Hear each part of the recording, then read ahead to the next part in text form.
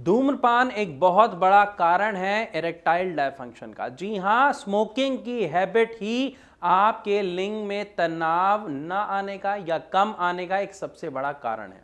अब आपके मन में क्वेश्चन आ रहा होगा, ऐसे कैसे कह रहे हो जी, ऐसे कैसे ये कारण है? मैं आपको समझाता हूँ, थोड़ा सा समझने की कोशिश कीजिएगा।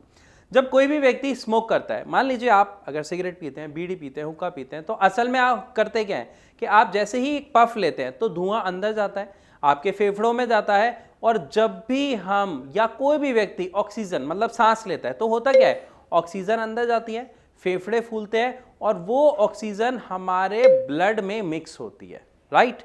और यही सेम काम हो रहा होता है जब आप स्मोक कर रहे होते हैं। तो आप धुआं अंदर लेके जाते हैं ऑक्सीजन के साथ, तो ऑक्सीजन तो गई लेकिन साथ में क्या क्या, धुआं गया। और उस धुएं में क्या होते हैं, टॉक्सिन्स मतलब विषैले पदार्थ। जब आपकी ये स्मोकिंग की हैबिट लगातार काफी समय तक चलती रहती है तो इसके परिणाम आपको इरेक्टाइल डायफंक्शन के रूप में देखने को मिलते हैं।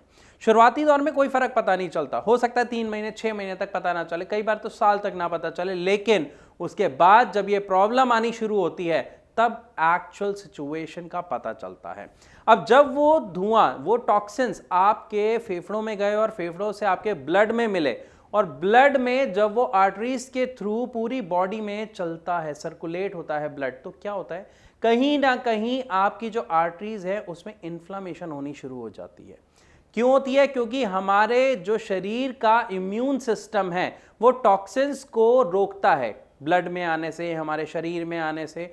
और वो रोकता कैसे है? वो हमारी आर्टरीज में इन्फ्लामेशन क्रिएट करता है, म्यूकस क्रिएट करता है, जिसकी वजह से वो कोशिश करता है कि जो भी टॉक्सिन्स है वो वहीं के वहीं खत्म हो जाए या बाहर निकल जाए। लेकिन जब वो बाहर नहीं निकल पाते हैं या इस प्रोसेस के दौरान जब आपकी आर्टरीज का साइज छोटा होता जाता है तो उसकी वजह से क्या होता है, जो आपका ब्लड फ्लो है वो कुछ जगह पर ठीक नहीं रह पाता।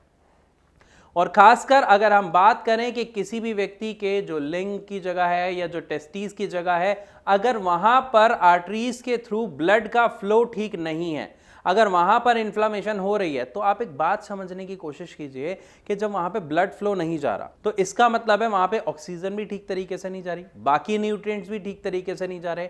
और जब न्यूट्रिएंट्स ही नहीं मिल रहे, उसे ऑक्सीजन ही नहीं मिल रहा, तो क्या टेस्टीज अपना काम ठीक से कर पाएंगे?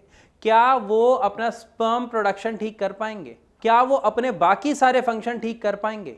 नहीं। इसी वजह से इरेक्टाइल डायफंक्शन देखने को मिलता है। जब भी लिंग में तनाव आता है तो असल में होता क्या है, हमारा जो ब्लड का फ्लो है वो बढ़ जाता है, लेकिन ऑलरेडी जब आर्टरीज में प्रॉब्लम आ गई है, वहां पे ब्लड फ्लो प्रॉपर हो ही नहीं पा रहा है, तो क्या वो तनाव आ पाएगा? जवाब आपके सामने खुद आ गया। इसी कारण से हर सिगरेट के डिब्बे पे लिखा होता है it is injurious to health. Even उस पे तो एक फोटो भी छपी होती है कि लोग डरे, कम से कम पिए, लेकिन हम उसे इग्नोर कर देते हैं। तो यहां पे मैं आपसे गुजारिश करूंगा कि आपको, मैं ये नहीं कहूंगा बिल्कुल छोड़ दो, लेकिन कोशिश करो एटलीस्ट कम से कम करने की। और अगर कम करते करते आप इसको छोड़ पाओ तो ये बहुत ही अच्छा है आपके लिए, साथ ही आपके आस पड़ोस में जो व्यक्ति रहते हैं उनके लिए, क्योंकि आप सिगरेट तो पीते हैं लेकिन साथ साथ धुआं वो भी इनहेल करते हैं। और अगर आप या आपका कोई दोस्त इस समस्या से पीड़ित है, जो फेस कर रहा है इरेक्टाइल डायफंक्शन का, तो उसके लिए मैं आपको एक सिंपल सी चीज बताता हूं। आप एक छोटा सा काम करें, नीचे दिए गए इस नंबर पर कॉल करें। भारत होम्योपैथी के डॉक्टर्स की पूरी टीम है आपकी मदद करने के लिए। आप फ्री ऑफ कॉस्ट उनसे कंसल्ट कीजिए, अपने हर तरीके का डाउट उनसे पूछिए। बाकी आपको डॉक्टर से मिलना है, नहीं मिलना, ट्रीटमेंट लेना है, नहीं लेना, it's all up to you. लेकिन एटलीस्ट आप अपनी बीमारी को समझें, उसका कारण समझें। और साथ ही एक चीज पे जरूर ध्यान दीजिएगा कि एलोपैथिक दवा किसी भी चीज का इलाज नहीं है, ये हम सब जानते हैं, वो सिर्फ समस्या को दबाती है। लेकिन होम्योपैथिक मेडिसिन आपकी समस्या को जड़ से खत्म करती है, वो भी बिना साइड इफेक्ट्स के।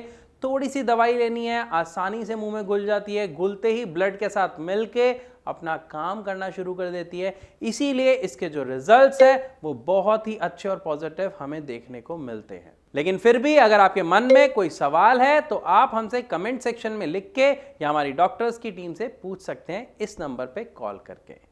तो इसी के साथ आपसे चलने की इजाजत चाहूंगा, मिलूंगा अपनी अगली वीडियो में, तब तक के लिए नमस्कार।